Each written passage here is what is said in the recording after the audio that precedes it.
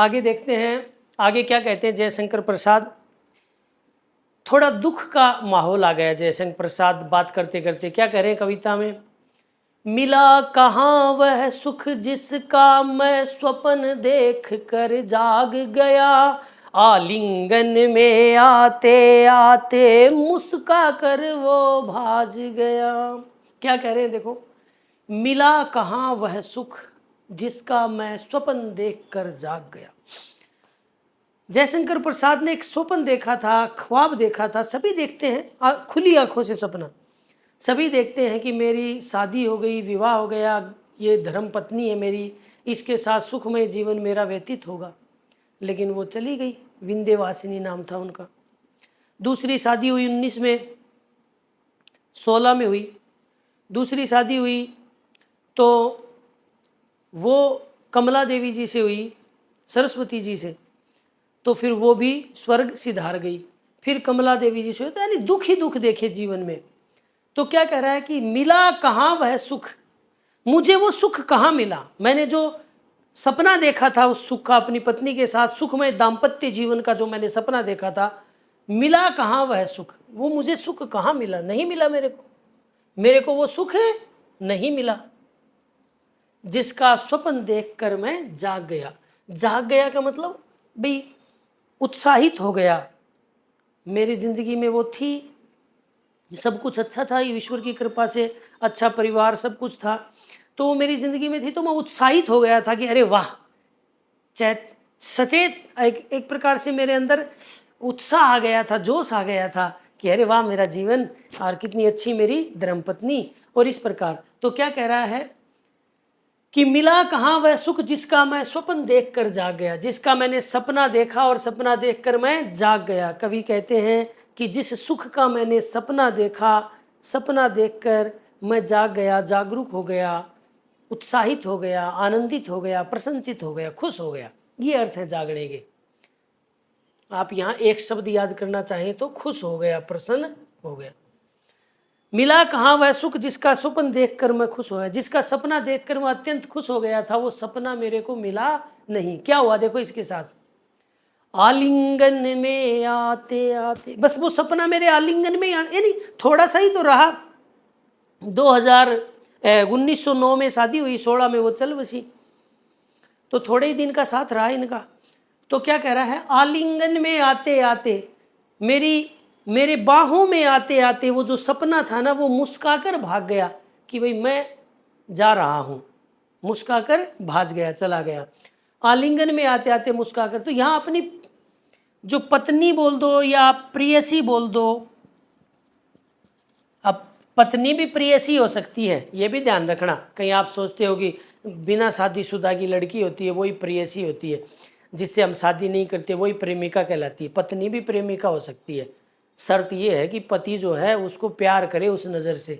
देखो, तो आलिंगन में आते आते मुस्काकर जो भाग गया, कि ये बता रहे हैं यहाँ किस रूप में दिखाया उसको, एक प्रश्न भी बनेगा ऐसा कि आलिंगन में आते आते मुस्काकर भाग गया। यहाँ कवि ने अपने सपने को किस रूप में व्यक्त किया है, तो अपनी प्रेयसी के रूप में व्यक्त किया है कि जो उसकी हो न सकी और उसे जल्दी ही छोड़कर चली गई। ये है, तो आलिंगन में आते आते मुस्काकर जो भागा। कवि कहते हैं वो मेरी बाहों में आने ही वाला था सपना और चला गया, अर्थात मेरी पत्नी और या मेरी प्रेयसी जो थी उसके साथ ज़्यादा दिन मैं सुखमय जीवन जी नहीं सका और वो मुझे बीच में ही छोड़कर चली गई। ये अर्थ है इसका, समझ पा रहे हो बच्चों। आलिंगन में आते, तो इसका अर्थ कैसे लिखे सर, आप ये लिखना, कवि कहता है कि जो सपना मैंने देखा और जिसको देख के मैं प्रसन्नचित हो गया, मैंने सपना देखा, देखकर मैं क्या हो गया, प्रसन्नचित हो गया।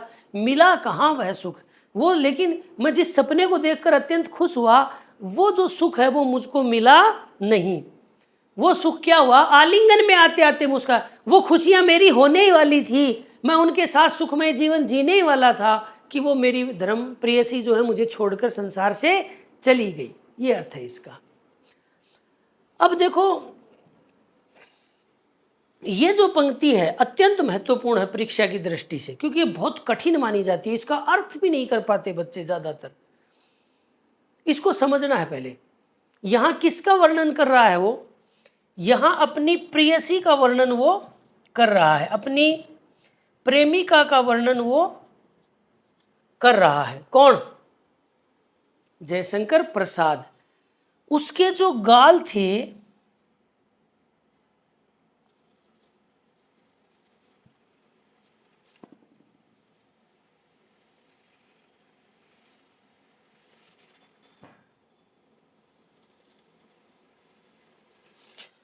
उसके ये गाल होते हैं, कपोल बोलते हैं इनको, समझ रहे हो क्या? ये क्या कह रहा है, उसके अरुण, उसकी सुंदरता का वर्णन कर रहा है जयशंकर प्रसाद की, कितने सुंदर थी वो, कितना उसका सुंदर रंग रूप था, उसका वर्णन कर रहा है। क्या कह रहा है, उसके यानी मेरी प्रेयसी के, प्रेमिका के, पत्नी के, उसके अरुण, अरुण कहते हैं लाल, कपोल कहते हैं गाल को, उसके लाल गालों की मतवाली, मतवाली होती है आकर्षित कर देने वाली, मदहोश कर देने वाली, यानी बहुत ही सुंदर। एक तो भाई लाल, लाल बाठोदर देठ या लाल बाठो, तो वो क्या आकर्षित करेगा, लाल ईंट पड़ी है, क्या आकर्षित करेगी। लाल रंग भी देखा जाता है कि कहाँ है वो, तो ये लाल रंग कहाँ है, इसकी पत्नी का सुंदर चेहरा है, और सुंदर चेहरे के जो गाल है ना वो लाल हैं, तो वो लालिमा जो है ना वो बड़ी सुंदर है, वो सुंदर लगेगी। अब ईंट पड़ी है वो क्या सुंदर लगेगी, लाल रंग की, पर ये गाल हैं प्रेमिका के इसके, तो उसकी सुंदरता कर रहा है, तो उसकी सुंदरता क्या है, मदहोश कर देने वाली है, नशा कर देने वाली है। तो क्या कह रहा है, उसके अरुण कपोलों की, उसके लाल गालों की मतवाली यानी मदहोश कर देने वाली सुंदर छाया में, सुंदर छाया का मतलब है सुंदर, और छाया का मतलब है दृश्य। छाया का मतलब क्या है, दृश्य। क्या मतलब है, दृश्य। तो पहले पंक्ति का अर्थ करेंगे एक बार हम, फिर नीचे वाली पंक्ति से ऊपर वाली में चलेंगे दोबारा। मीनिंग देख लिए, उसके लाल गालों की मदहोश कर देने वाले, मदहोश कर देने वाला सुंदर दृश्य, मदहोश कर देने वाला सुंदर दृश्य या सुंदर छवि, सुंदर छवि, स्थिति मान लो आप। क्या होता था, अनुरागिणी उषा, अनुरागिणी कहते हैं प्रेमी, प्रेमी, उषा यानी प्रातः काल। देखो कितना बड़ा दृश्य उपस्थित किया दो पंक्तियों में।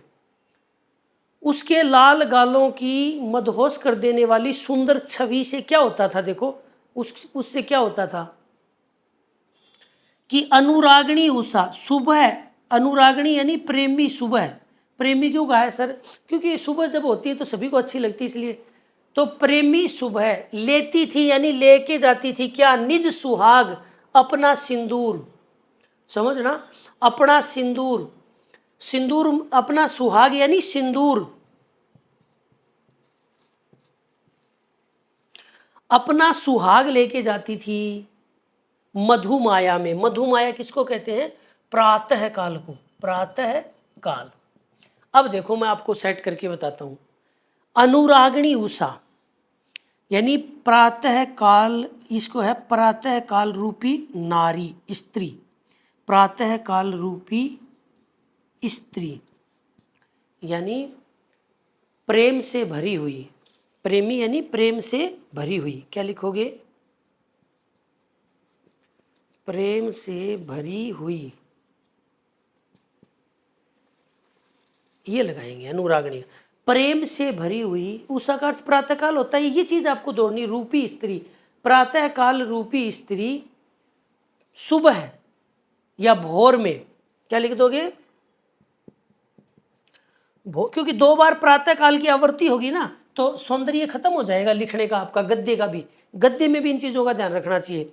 क्या लिखोगे, प्रेम से भरी हुई प्रातः काल रूपी स्त्री भोर में, भोर में, प्रातः काल नहीं लिखना, भोर में, अगर भोर भी याद नहीं रहे तो आप सुबह लिख देना, चल जाएगा, सुबह।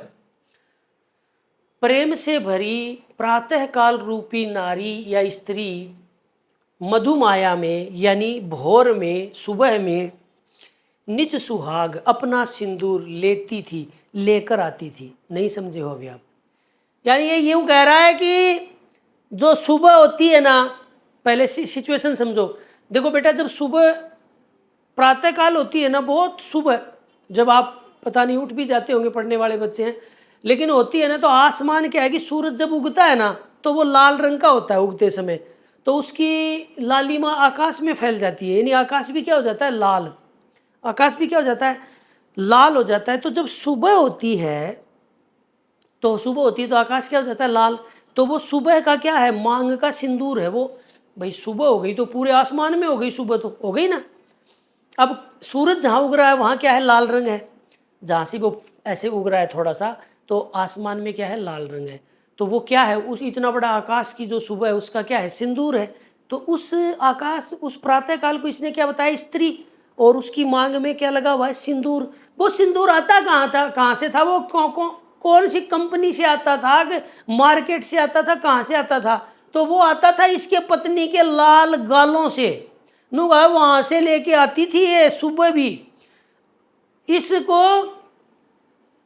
इस अलंकार का नाम है व्यतिरेक अलंकार, यानी उल्टी तुलना करना। अब तक ये तो करते आए थे तुलना, कि भाई कोई बड़ी चीज की तुलना छोटी चीज से कर देते थे, किसी स्त्री के मुंह की तुलना चांद से कर देते थे, लेकिन ऐसा कहें कि चांद मेरी पत्नी जैसा लग रहा है, तो ये उल्टी सी उपमा है। इसको व्यतिरेक अलंकार में गिना जाता है। बहुत मतलब इतनी महान, इतनी सुंदर महान दिखा देना।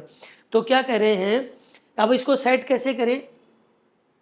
तो इसको ऐसे करेंगे, इसको बोलेंगे एक नंबर पे कि भोर में प्रेम से भरी हुई प्रातः काल रूपी स्त्री। क्या क्या बोलेंगे, ये मधुमाया है ना, इसको बोलेंगे एक नंबर पे। ओके,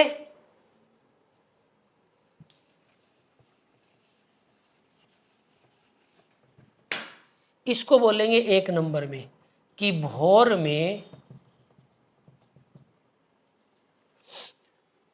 या सुबह है।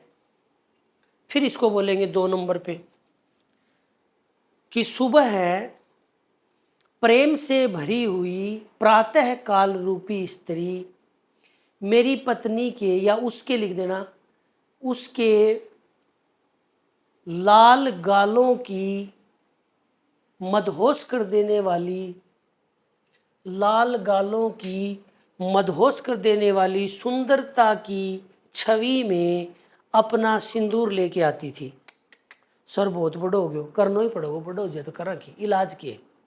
अतो बड़ो कवि, इतनी बड़ी बात लिखी तो समय तो लगेगा, सेट करा दूंगा मैं, गुण है मेरा में। देखो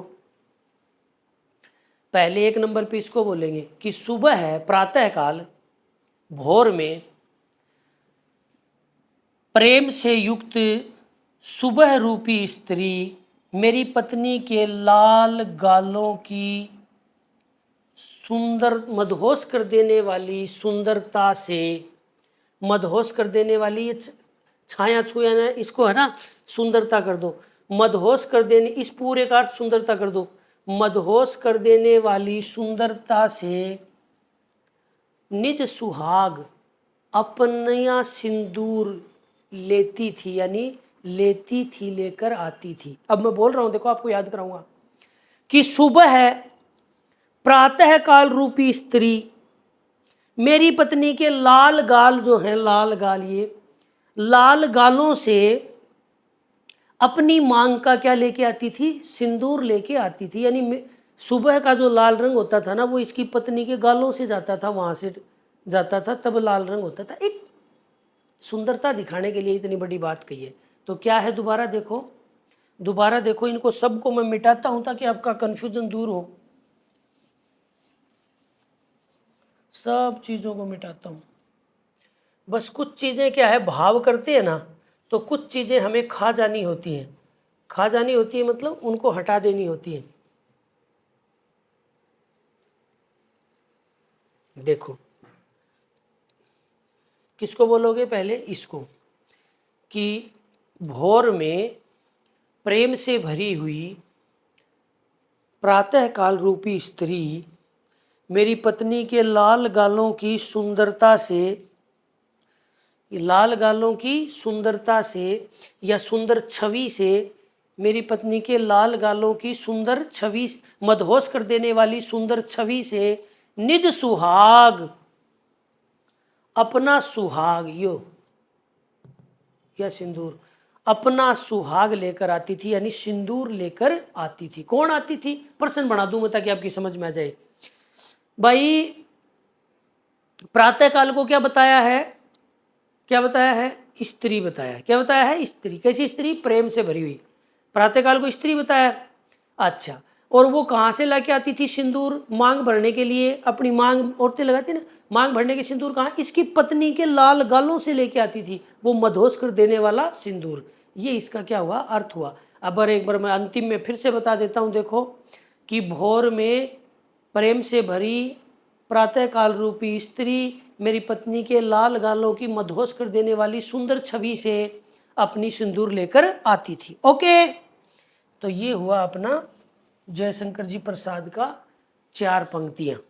सच्चा जो प्यार होता है, सच्चा जो प्रेम होता है, वो जीवन में व्यक्ति को बड़ा प्रेरित करता है।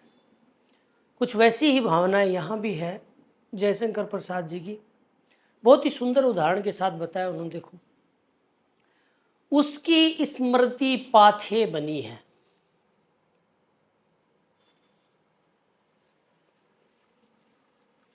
पहले पाथे समझो क्या होता है। पाथे कहते हैं हल्के भोजन को, हल्का भोजन। जो हम यात्रा वगैरह करते हैं ना, कहीं पर सफ़र करते हैं, तो हम साथ में हल्का भोजन ले जाते हैं खाने के लिए। हल्के भोजन से अभिप्राय है दलिया खिचड़ी वगैरह कुछ भी बनाकर ले जाते हैं, रास्ते में भूख लगती है तो खा लेते हैं, या फिर और कोई हल्का, तो जैसे कोई बिस्कुट उस्कुट ले लिया और ले लिया, वो खा लिया। हल्का भोजन, गरिष्ठ भोजन नहीं खाते हैं, चूरमा चारमार ये नहीं खाते हैं, हल्का भोजन। पहले लोग पैदल चलते थे, तो पैदल चलते थे तो वो थोड़े जाते थे किसी पेड़ के नीचे बैठकर अपना खा लेते थे खोल कर, तो हल्का भोजन। पाथे किसको कहते हैं? हल्का भोजन। तो मैं आपको थोड़ा समझा दूं कि जब हम चल रहे हैं, फिर शरीर में थकान आ गई, हम 15 मिनट बैठ गए, फिर हमने थोड़ा भोजन कर लिया, फिर 5 मिनट बैठ गए, 10 मिनट बैठ गए, तो वो थकान भी मिट जाएगी और एक नई ऊर्जा हमारे अंदर आ जाएगी। पाथे हमारे अंदर ऊर्जा का संचार करता है, तो हम आगे चलने के लिए क्या हो जाएंगे? हिम्मत आ जाएगी हमारे अंदर आगे चलने के लिए। तो वही बता रहा है, उसकी स्मृति, स्मृति यानी याद या यादें, उसकी यादें, उसकी यादें पाथे बनी हैं। पाथे बनी है यानी जैसे हल्का भोजन यात्री कर लेता है तो उसमें उसके प्राणों में फिर से जान आ जाती है और वो आगे बढ़ जाता है। इसी तरह उसकी जो यादें हैं ना, मैं जब जब जीवन में थकता हूँ तो उसकी यादें मुझे आगे बढ़ने के लिए, मेरे अंदर एक नई शक्ति का संचार, मैं उसको याद करता हूँ, उसकी बातों को याद करता हूँ, उसकी प्रेरणाओं को याद करता हूँ, तो मेरे अंदर फिर से एक ताकत आ जाती है और मैं जीवन रूपी रास्ते पे आगे चलने लगता हूँ। उसकी स्मृति पाथे बनी है, थके पथिक की पंथा की। कितनी सुंदर लाइन है देखो। पथिक कौन होता है भाई? रास्ते पे चलने वाला राहगीर। ये कोई आदमी है और ये रास्ता है, ठीक है? तो इस रास्ते पे ये चल रहा है ऐसे, तो चलते चलते थक तो जाएगा, लेकिन ये पाथे मिल जाएगा ना, इसे पाथे, तो फिर से जान आ जाएगी, ये फिर से चल पड़ेगा ये व्यक्ति और आगे बढ़ता जाएगा। क्यों? तो क्या रहा है कि थके, थके मतलब मैं थका हुआ था, जीवन में दुख देखे, 3 पत्नियों का वियोग देखा कि आदमी टूट जाता है, तो 3 पत्नियों का वियोग देखा तो मैं थक गया था। मैं थका हुआ क्या था? पथिक था। पथिक यानी राहगीर। पथिक किसको कहते हैं? राहगीर को, रास्ते चलने वाले को,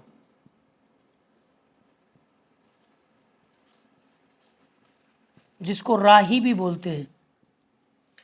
तो मैं पथिक बोलते हैं रास्ते पे चलने वाले को। तो थका हुआ था मैं। पंथा कहते हैं रास्ते को। किसको कहते हैं? रास्ते को, रास्ते को कहते हैं। तो मैं तो रास्ते में थका हुआ राहगीर था। मैं तो देखो, थके पथिक की पंथा की, पंथा यानी रास्ते की, मैं तो रास्ते का थका हुआ क्या था? राहगीर था।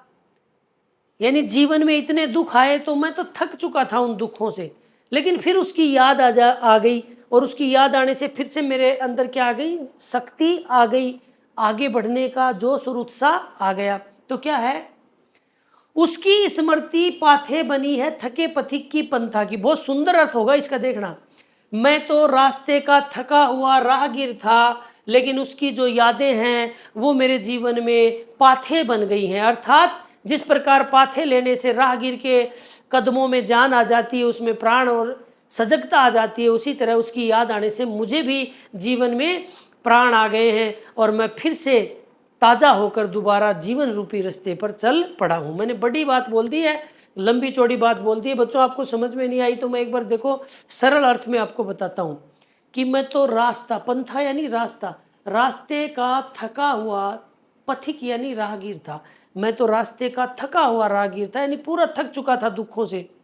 पर उसकी लेकिन उसकी स्मृति पाथे बनी है, लेकिन उसकी जो यादें हैं ना, उसने मेरे मेरे जीवन में क्या काम किया है, पाथे का काम किया है। तो आप इसको ऐसे लिखेंगे, कवि कहते हैं कि मैं तो जीवन रूपी रास्ते पे चल रहा था और दुखों से मैं थक गया था, लेकिन उसकी जो यादें थी वो पाथे बनकर मेरे जीवन में आई और मुझे फिर से शक्ति दे दी और मैं फिर से चल पड़ा। अर्थात जैसे रास्ते पे चलने वाले व्यक्ति जब पाथे ले लेता है, हल्का भोजन ले लेता है, तो उसके कदमों में जान आ जाती है। इसी तरह उसकी याद आने से कवि के जीवन में भी फिर से उसके जीवन में शक्ति का संचार हो गया और वो आगे बढ़ने लग गया। ये है इसका। फिर क्या कहता है, लोग कह रहे हैं बार बार लिखो आत्मकथा, लिखो आत्मकथा, बता तेरे अंदर क्या क्या है, क्या क्या बातें हैं। तो वो क्या कह रहा है, देखो सीधे शब्दों में, अरे सीवन को उधेड़ कर देखोगे क्या। सीवन होती है सिलाई। ये ऐसे माताएं बहनें पुराने जमाने में गुदड़ी बनाती थी। क्या बनाती थी, गुदड़ी, ऐसे उसमें सिलाई कर देती थी धागों से।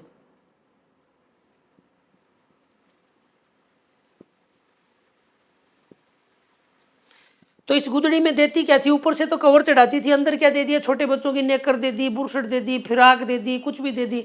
ऐसे करके ये गुदड़ी बनाती थी माताएं बहनें, और वो बिछाई जाती थी चारपाई पे। किस पे बिछाई जाती थी, चारपाई आदि पे। तो वो गुदड़ी है, उस गुदड़ी में ये होती थी सिलाई। तो इस गुदड़ी को अगर देखना है तो इसकी सिलाई तो खोलनी पड़ेगी। तो कह रहा है कि सीवन यानी सिलाई को उधेड़ कर देखोगे क्या मेरी कंथा की। कंथा कहते हैं गुदड़ी को, कि मेरी गुदड़ी की सिलाई उधेड़ कर तुम क्या देखोगे।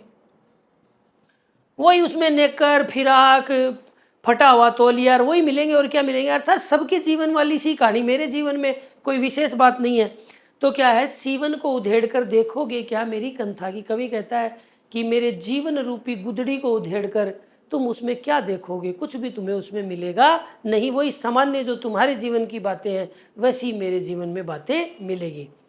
फिर क्या कहता है,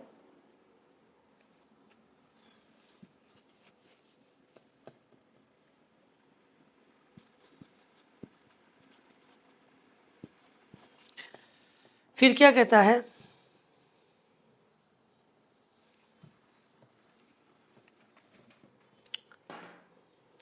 छोटे से जीवन की बड़ी कथाएं आज कहूँ, छोटे से जीवन की कैसे बड़ी कथाएं आज कहूँ। क्या ये अच्छा नहीं कि औरों की सुनता मैं मौन रहूं। देखो कितना है भाई, 47 साल की उम्र में तो इनका देहांत हो ही गया था। 1899 में पैदा हुए, 1936 में एक्सपायर हो गए, 36-37 के आसपास। तो 47 एक साल इनका क्या रहा, जीवन रहा। तो 37 साल ऐसे कुछ ही,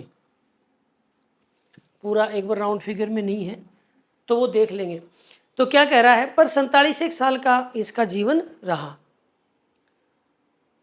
सुन क्या कह रहा है, छोटे से जीवन की कैसे बड़ी कथाएं आज कहूं, कि मेरा जीवन तो छोटा सा था, इस छोटे से जीवन की बड़ी कथाएं कैसे कहूं।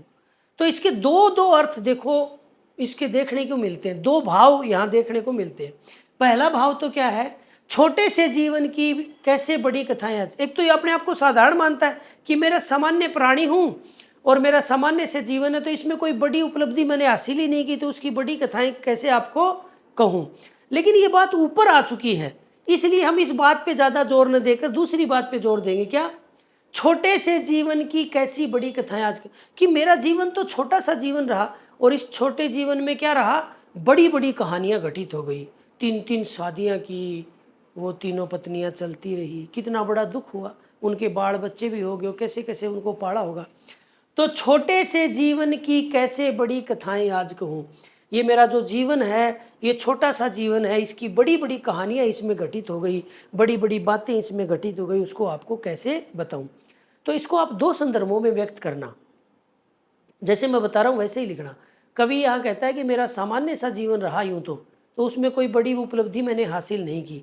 दूसरा, मेरे जीवन में मैं अल्प का मेरा छोटा ही जीवन रहा, इसमें मेरे साथ बड़ी बड़ी घटनाएं घट गई दुख भरी, तो मैं वो सब आपको कैसे बताऊं। ऐसे कर देना आप दोनों बातें, ठीक है ना, उसके अंदर जोड़कर। छोटे से जीवन की कैसे बड़ी कथाएं आज कहूँ, क्या यह अच्छा नहीं औरों की सुनता मैं मौन रहूं। ये उनसे बोला कि क्या ये ठीक नहीं है क्या कि मैं तुम सबकी बातें तो सुन लूँ, तुम्हारी आत्मकथाएं सुन लूँ, और मैं क्या रहूं, मौन रहूं। देखो, क्या यह अच्छा नहीं कि औरों की सुनता मैं मौन रहूं। क्या ये ठीक नहीं है क्या कि औरों की कथाएं मैं सुन लूँ और मैं खुद क्या रहूं, मौन रहूं।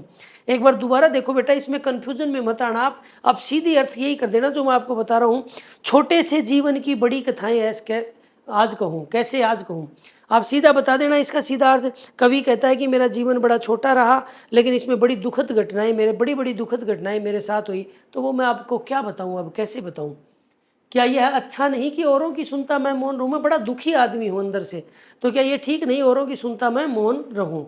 फिर नीचे क्या बताया देखो, सुनकर क्या तुम भला करोगे, और मैंने तुझे बता भी दी, तुम लोगों को मैंने आत्मकथा लिख भी दी तुम्हारे लिए और बता भी दी, तो भाई तुम मेरा क्या भला करोगे, उससे मुझे क्या फायदा होना है। कोई फायदा थोड़ी होगा, मैं लिख दूंगा मुझे नुकसान ही होगा, मैं और दुखों से भर जाऊंगा, मुझे वो पुरानी बातें याद आ जाएंगी। तो क्या है, सुनकर क्या तुम भला करोगे, उसको सुनकर तुम मेरा क्या भला करोगे। भला का अर्थ है भाई मेरे को क्या उससे लाभ होगा। लाभ का मतलब ऐसे नहीं आर्थिक लाभ वगैरह, लाभ का मतलब भाई मुझे क्या संतुष्टि मिलेगी उससे, कोई संतुष्टि नहीं बल्कि असंतुष्टि और हो जाएगी। सुनकर क्या तुम भला करोगे मेरी भोली आत्मकथा। अरे मेरी तो भोली, बिल्कुल सीधी सादी भोली भाली आत्मकथा है, उसको सुनकर तुम क्या भला करोगे। बल्कि क्या कह रहा है अभी देखो लास्ट में, अभी समय भी नहीं है, और ये उचित समय भी नहीं है। अब यार बीते उसको समय बीत गया, 10-20 साल हो गए उन दुखों को, अब फिर से लिखूंगा फिर से ताज़ा हो जाएंगे, घाव जो भर चुके हैं वो फिर से हरे हो जाएंगे। तो कह रहा है अभी समय भी नहीं। ये प्रश्न भी बना है, कवि ने ऐसा क्यों कहा अभी समय नहीं, इसलिए कहा कि वो जो दुख के क्षण थे, वक्त ने उन दुखों के क्षणों, दुख के जो घाव थे, उस दुख के घावों को वक्त ने भर दिया था, और वो उनको भूल चुका था अपने जीवन से। लेकिन आत्मकथा लिखेगा तो वो फिर से क्या हो जाएंगे, ताज़ा हो जाएंगे। इसलिए कह रहा है कि अभी समय भी नहीं है, थकी सोई है, थक कर सो चुकी है कौन, मेरी मौन व्यथा। मेरा वो जो छुपा हुआ दर्द है, मौन यानी चुप, व्यथा यानी दर्द, मेरा जो मौन दर्द है, मेरा चुपचाप वो जो दर्द है वो क्या हो चुका है, थक कर सो चुका है। यानी लंबे समय हो गया है उस दर्द को बीते हुए, मैं उस चीज को भूल चुका हूं। तो एक बार पुनः सीधे सीधे उसकी आस में स्मृति पाथे बनी थकी पतक की पंथा की, कि मैं राह का थका हुआ राहगीर था, और उसकी यादें जो हैं जैसे पाथे पाथे जो है राहगीर के कदमों में जान ला देता है, उसकी स्मृति जो है वो मुझे फिर से मुझे ऊर्जा दे देती है, और मैं जीवन रूपी रास्ते पे चल पड़ता हूँ। सीवन को उधेड़ कर देखोगे क्या मेरी कंथा की, मेरी इस गुदड़ी को उधेड़ कर, इसकी गुदड़ी की सिलाई उधेड़ कर तुम क्या देखोगे, कुछ नहीं, तुम्हारी तरह मैं भी सामान्य हूँ। छोटे से जीवन की कैसी बड़ी कथाएं आज कहूँ, क्या ये अच्छा नहीं औरों की सुनता मैं मौन रहूँ। मेरा जो जीवन है वो छोटा सा रहा, लेकिन इसमें दुख भरी घटनाएं काफ़ी हुई हैं, तो मैं उनको बताना नहीं चाहता। तो ये ठीक रहेगा कि मैं औरों की सुन लूँ और मैं मौन रहूँ, और सुनकर तुम क्या भला करोगे मेरी भोली आत्मकथाएं। अगर मैंने आपको ये बता भी दी मेरी आत्मकथाएं भोली भाली, तो इससे तुम क्या भला करोगे, बल्कि मेरे दुख और जाग जाएंगे। अभी समय भी नहीं है, थकी सोई है मेरी मौन व्यथा। मेरी जो दर्द है वो थक कर सोया हुआ, यानी लंबा समय हो गया उस दर्द को बीते, तो अब मैं उसको जगाने का उचित समय भी नहीं है। तो ये था बेटा हमारा पाठ आत्मकथ्य, कक्षा 10 का 3 का पाठ, जयशंकर प्रसाद का लिखा हुआ। आपको अगर कोई और समस्या हो किसी अर्थ में तो आप मुझसे कमेंट के अंदर पूछ सकते हैं। सब्सक्राइब कीजिए और बेल आइकन को दबाइए, शेयर कीजिए, दबाकर शेयर कीजिए, खूब भेजिए जिनका बच्चों का भला हो सके। और डिस्क्रिप्शन में इंस्टाग्राम और फेसबुक के लिए भी वीडियो वगैरह के लिए दिए रखा है, उसको भी आप फॉलो कीजिए।